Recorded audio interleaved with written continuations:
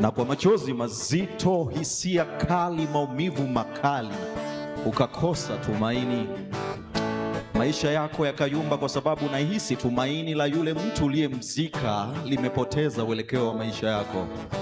Na hebu fikiria, pengine ni uchumi ambao ulikuwa umewekeza, mafuriko, ama pengine biashara kuyumba na ukapoteza tumaini, familia ikikulilia usijue kesho yako.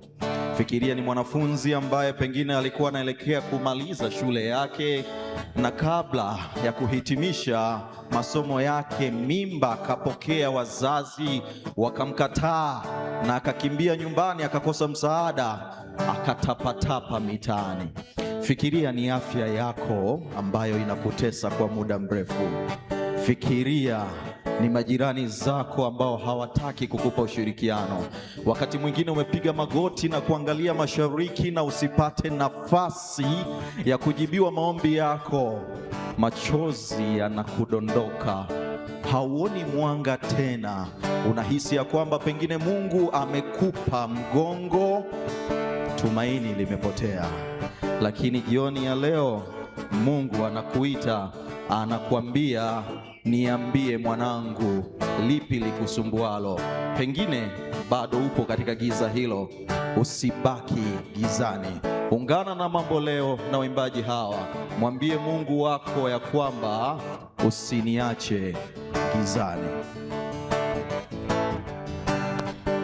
Usiniache gizani, ing'arishe kesho yangu.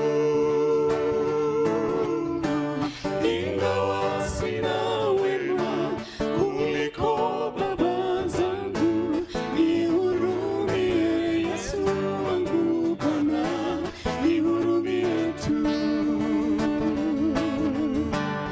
Usiniache gizani, ing'arishe kesho yangu. Ingawa sina wema kuliko baba zangu, nihurumie Yesu wangu Bwana, nihurumie tu.